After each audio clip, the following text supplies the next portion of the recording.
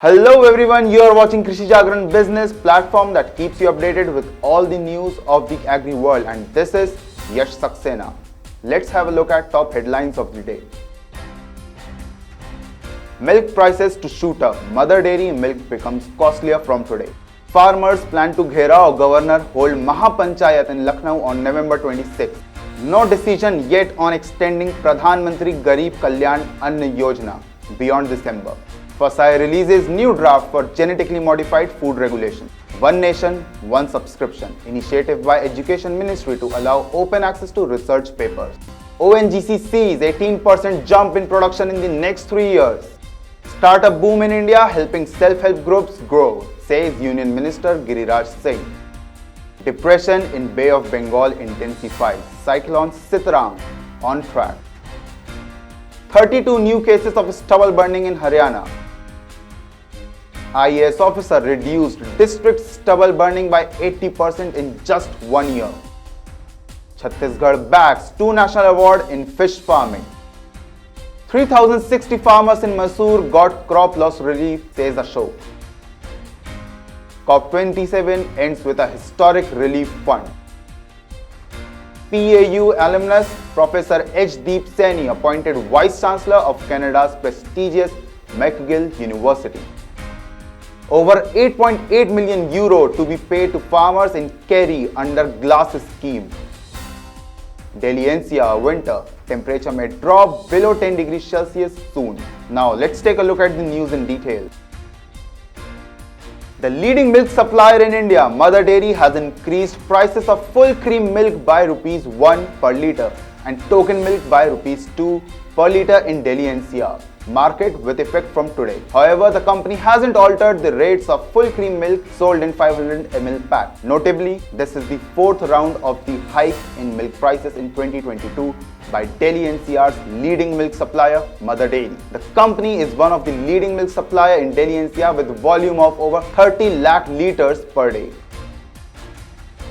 Bharatiya Kisan Union BKU state spokesperson Alok Verma said Farmers Union have decided to Gherao governors of all states on the said day to bolster their demand for the MSP law. Farmers under the banner of samyuktakisanmorcha have decided to Gherao the state governor and hold Maha-Panchayat in Lucknow on November 26 to press for their demands, which include enactment of minimum support price guarantee law. Their other demands include increase in the sugarcane purchase price to Rs 500 per quintal, banning action against farmers for burning crop residue, provision of free power for farmers, dismissal and arrest of Union Minister of State for Home Ajay Mishra Teni for his involvement in Lakhimpur violence, withdrawal of ban against tractor trolley and compensation for crop damage due to the unseasonal rain. The government's food subsidy expenses in the current financial year are likely to cross Rs 3.1 trillion, 50% up from the outlay made at the beginning of the year. Sources told media that the estimated food subsidy expenses in 2022-23 would be the second highest since financial year 21, when the Finance Ministry had made a provision of Rs 5.4 trillion, of which Rs 3.4 trillion was towards setting loans availed by the Food Corporation of India FSSAI from the National Small Savings Fund. Food Ministry officials said that with the extension of Pradhan Mantri Garib Kalyan Ann Yojana or free ration scheme for the 7th time till December end, additional expenses of Rs 1.24 trillion over and above the budget estimate is envisaged in the current fiscal. The Food Safety and Standards Authority of India FSSAI has released a new draft of genetically modified food regulations for public consultation. Purposes: front of the pack labeling for packaged food products that contain 1% or more of genetically modified ingredients. The proposed draft regulation will be applicable on genetically modified organisms for food use. Food ingredients produced from GMO that contains modified DNA and GMO derived ingredients, additives or processing aids. No person shall pack. No person shall manufacture, pack, store, sell, market or otherwise distribute or import any food or food ingredient produced from GMOs except with the prior approval from the Food Authority, reiterated the draft of Food Safety and Standards Regulations 2022. Manufacturers and importers of genetically modified food products and ingredients must submit an application to the FSSAI for prior approval. The draft regulations added that in the case of GMOs that are used as food or source material for production of food, a clearance from the Genetic Engineering Appraisal Committee GEAC, the National Competent Authority for the Environmental Risk Assessment, will also need to be submitted. The Ministry of Education has announced a One Nation, One Subscription initiative through which people of India can have open access to national and international research papers and journals from April 1, 2023. Not just schools, colleges, universities and research institutes, the ONOS initiative will benefit everyone in the nation. This initiative is by the Office of Scientific Advisor to the Government of India. A statement from the Education Ministry reads, the ONOS intends to sign national licenses. Most of the prominent STEM publishers and database producers of the world whose contents are already being subscribed by various institutions of higher education and research organizations, either directly or through government-funded consortia. The primary institutes which would benefit from the ONOS are the government institutes, government-funded academic institutes, and research and development institutions of the nation. India's largest oil and gas producer, ONGC, has said that the company's oil production will jump by 18% by financial year 2024 to 25. With the support of billions of dollars of investment, the oil major has hoped that the production will peak from the current fiscal year. In the previous fiscal year 2021 to 2022, ONGC produced 21.707 million tons of crude oil, which is refined to produce petroleum products like petrol and diesel. Rural Development Minister Giriraj Singh said that the startup boom in India has started paving the way for the self-help groups movement in the country as well. Singh inaugurated the Saras Ajivika Mela 2022 at the Pragati Maidan, New Delhi. Number of SHG members has increased from 2.35 crore to nearly 9 crore in the last 8 years and aims to increase it to 10 crores by 2024. The Union Minister of Rural Development and Panchayati Raj, Giriraj Singh, said that the startup boom in India has started making way for the self-help groups movement in country as well. After he inaugurated the Saras Ajivika Mela 2022 at the Pragati Maidan in New Delhi, Mr. Singh said that the Ministry of Rural Development has received over 60,000 applications for startup in the products and craft sector from 3 states. A depression that formed over the Bay of Bengal has intensified into a deep depression, signaling that it is on track to become a cyclone. Showed projections from the India Meteorological Department (IMD). The cyclone will be named Sitrang once it forms. The depression formed on October 22, 2022, which intensified. The depression formed on October 21, 2022, which intensified in the East Central Bay of Bengal on October 23 at 5:30 am, according to IMD's latest bulletin. The previous bulletin predicted that it might intensify into a deep depression on October 22, 11:30 pm, suggesting that tracking its intensification is difficult. The wind speed is currently 55 to 65 km per hour with 75 km per hour gusts. The deep depression forms when wind speeds reach 49 to 61 kmph, according to IMD. The system may intensify further on October 23. It is very likely to move northwestwards during the next 12 hours and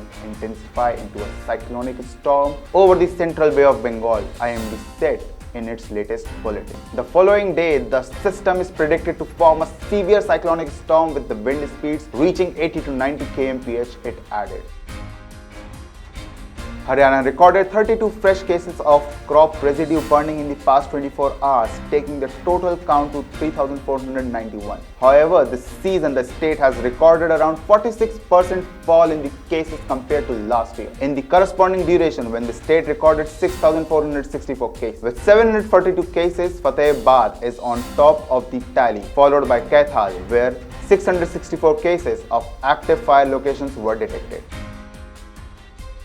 The next story is also from Haryana, where the state is struggling with how to manage the stubble burning. An IAS officer reduced district stubble burning by 80% in just 1 year. Even as we collectively struggle to rein in stubble burning across North India, satellite data indicates that farm fire incidents in 2021 were the highest in Punjab and Haryana in the past 5 years. When faced with such stark facts, it may seem like the effort of so many individuals are having no impact at all. However, this story of an IAS officer from Ambala in Haryana is that perfect example of the folk wisdom that claims even a sparrow can try to douse a forest fire. In June 2021, Vikram Yadav joined as a district collector in Ambala and within months mobilized government machinery to prevent stubble burning over hundreds of acres of land. His actions led to an 80% reduction in incidents reported compared to the number of reports from 2020. Most importantly, he achieved this without the use of excessive force.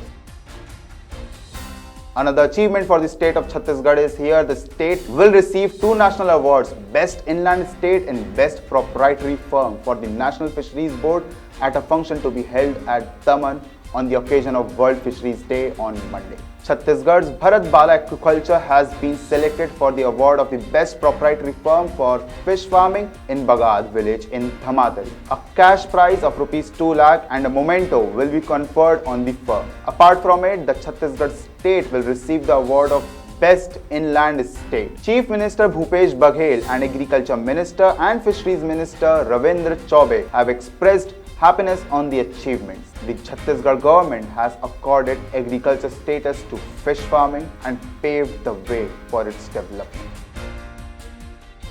Minister of Revenue R. Ashok on Saturday said 3,060 farmers in Mysore district had received compensation of 2.55 crore towards crop loss and 5,640 people who lost houses in the rain fury had received a relief of 45 crore. A compensation of 27 crore rupees has also been disbursed to the families of COVID-19 victims. Speaking during a village stay program of deputy commissioners for addressing grievances of village residents at Bhimakoli in HD Kote Taluk, he said the old age pension can be availed within 72 hours by calling the helpline number in case of any delay in the disbursement of the aid. Earlier, the minister distributed benefits to the beneficiaries of various schemes. He also helped the physically challenged person to wear an artificial limb. The deputy commissioner said 7,000 people received benefits in today's program in HD Kote Taluk. Almost all the grievances were addressed during the village stay. In case of pending grievances, they would be addressed within 2 weeks.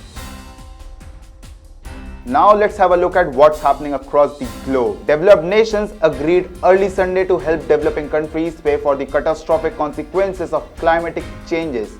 A historic agreement reached after weeks of fraught negotiations that went into overtime at this year's UN climate conference in Egypt. The conference hall of weary diplomats broke out in muted applause after COP27 President Sameh Shoukry sealed the deal with a strike of his gavel. Till the crucial question of which countries must provide financing for the funds and which will be eligible to benefit from it have been left for future discussion. As daybreak approached, nations adopted an overarching cover decision that does little to push the world towards more ambitious climate action. Despite growing calls for the text to include language on the need to phase out all polluting fossil fuels, it only reiterates language from the last year's pact calling for a phase down of unweighted coal.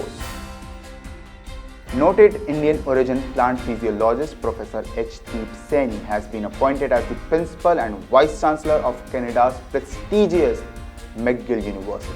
McGill is the home to more than 10,000 foreign students, including from India, who make up more than 27% of the student population there. Currently President and Vice Chancellor at Dalhousie University in Halifax, Nova Scotia, Saini will begin his 5-year renewable term at McGill on April 1, 2023. The McGill University said in a recent statement. Over €8.8 million is due to be paid to 2,504 farmers across Kerry. This comes Ministers for Agriculture, Food and Marine, Charlie McConalogue, announces glass scheme payments will come in. Approximately €113 million is to be paid to participating farmers across the country this week. Minister says these payments recognize the farmers' contribution to the environmental achievements in the glass scheme. On Monday, Delhi experienced the coldest morning of the season so far, as the temperature dropped to 8.9 degrees Celsius and the air quality remained very poor. The low temperature for the season on Monday was lower than the minimum on Saturday of 9 degrees Celsius. On Monday around 9:10 am, the air quality index was 316. The India Meteorological Department IMD officials explained the temperature dip by the cold northwesterly winds coming from the snow-covered mountain towards Delhi. In addition to the chilly northwesterly winds, IMD scientist R.K. Jenamani observed that the sky was clear. The temperature will continue to range between 9 and 11 degrees over the next few days, since there isn't any significant western disturbances in the forecast. From November 21, the temperature is projected to fall even more, according to the Jenamani. So this was all about the news. Now let's move on to our agricultural quiz, which we brings you every time with our bulletin. Let's have a look at the question on the screen. Which one is a biofertilizer? Option A, urea. Option T, azospirillum. Option C, compost. Or option D, superphosphate. You can reply to us on the number 8800023204. Till then, goodbye. This is Yash Saxena signing off.